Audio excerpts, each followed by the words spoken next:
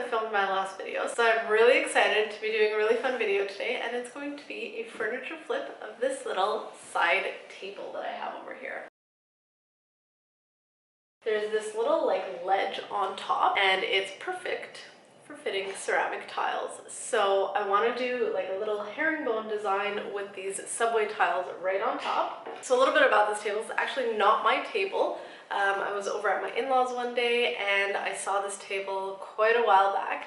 I figured it was in need of some TLC, so I asked them if I can do a little work on it, and they were very excited, very happy to let me do whatever I wanted with it. So I'm very excited because I've got free reign on this little piece of furniture, and I think it's going to turn out great. I'm going to get to sanding. I'm going to put a little sheet down so that I don't get the dust everywhere and I can just sort of keep it contained. Why am I sanding indoors? Because it's minus 25 outside, and no, I'm not I'm not sanding outside in the winter. Don't forget to subscribe to my channel for more of these fun DIY furniture flips, DIY decors, everything that you can find on my channel.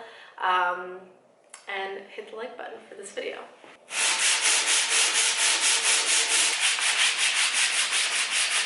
Yeah, it's gonna take a while.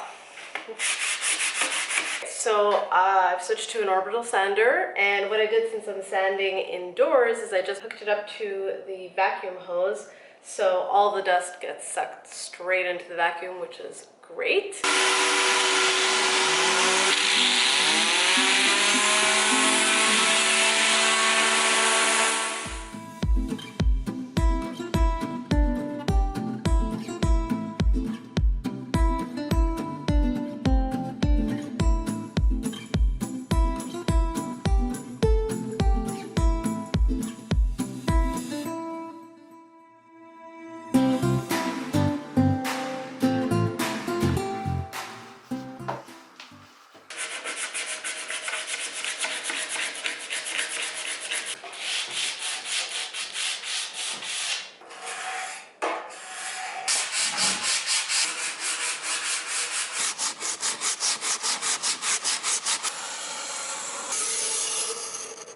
Okay, so I've finally been able to remove all of the varnish and the old color. I don't know if it was an old color or if it was just a really thick old varnish, but it took a long time and a lot of effort to get off.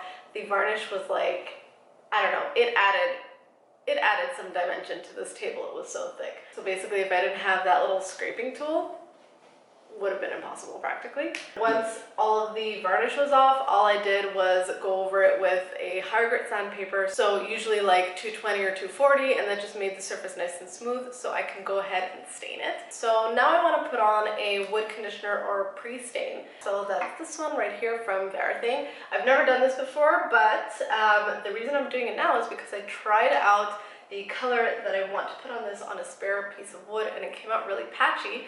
And apparently this pre-stain conditioner is supposed to help with that. So I'm going to try it out and hopefully it does help. But for the actual stain color, I'm going to use Special Walnut from MINWAX. This is going to be a nice cooler tone wood color, which I like a lot. And I think it's going to go really nice with the tiles that I'm going to put on top. Okay, start content, blah, blah, blah, blah. Okay, 30 minutes, that's not bad.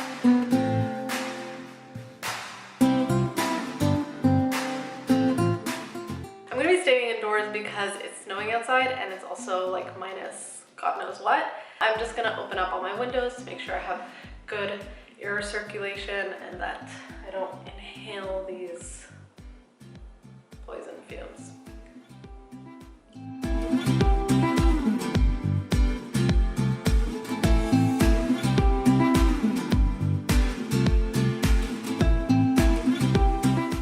Loving the color. It completely eliminated all that old looking orange undertone that this side table had before I started this project, so it's looking amazing. This is going to be really beautiful with the white tiles, and I can't wait for the finished product. So I also quickly just did one coat of varnish. You could do as many coats as you want. I only did one because I figured the more coats I put on, the shinier it'll be, and I want it to have a more matte satin feel to it. It'll still give it the protection that it needs, and it'll give it the look that I want. I'm going to take my nice little subway tiles over here, and I'm going to dry fit them on the top of the tabletop. That way I can mark where all the cuts are, and once I'm ready to actually start tiling, I can have everything pre-cut before, so it'll make it a lot easier. I'm just going to do a little bit of geometry essentially. I'm going to take this Samson square. I'm just going to mark the 45-degree angle from each of the ends of this, and then that's going to help me align it with this X that we have drawn on our table. I can use this as my center tile, and all the other tiles will be placed around it. I'm going to use a Sharpie to mark that clearly, and don't worry, it'll easily come off afterwards if it's a glazed ceramic tile.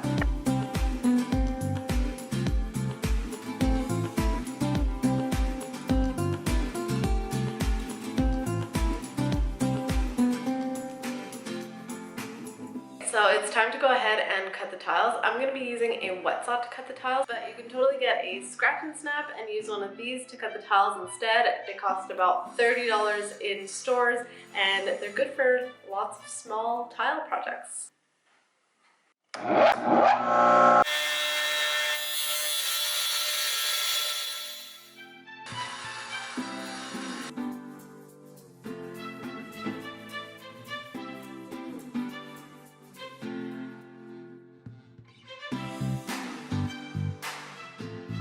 I'm done cutting all the tiles, and I've laid them all out on the table just to see how it looked. I was able to use some of the offcuts for these little triangular pieces on the end. Just wanted to show you guys a little tip. Sometimes when you're cutting tiles, whether it's with a manual saw or a tile saw, it doesn't give you the perfect smooth edge. If you've got jagged edges like this one over here, there are these sanding blocks, which are generally for like refreshing a blade on a tile saw. You can just take the sanding block and sand that away. Alright, so another quick little tip for you, because we're doing herringbone, I want to make sure that when I take these off and replace them with the glue, I remember exactly where to put them. So what I've done here is I've just taped off the centers of my table over here, and I'm just going to draw a line with the ruler so that I know where the center tiles are placed, and then I can work off of that. I can go ahead and glue them to the top of the table with this tile adhesive over here. I'm not using cement because it's a really small project. I can just use this lightweight tile adhesive, and I'm going to apply that using this trowel.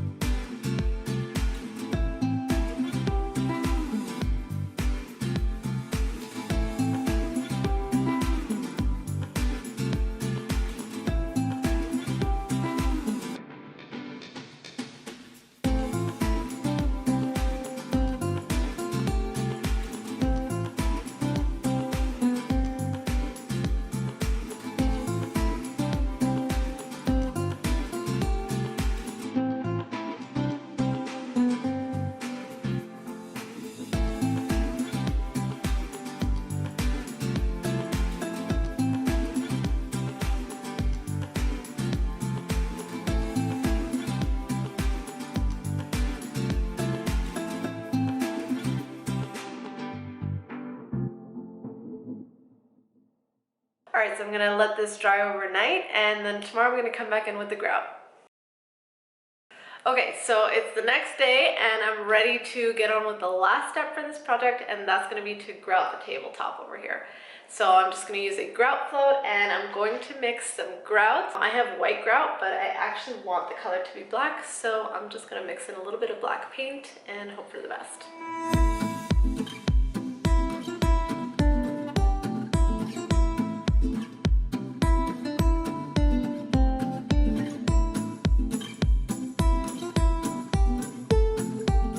Alright, so I'm done grouting, and the table looks unbelievable. This is exactly what I was picturing. I'm so happy with how it turned out.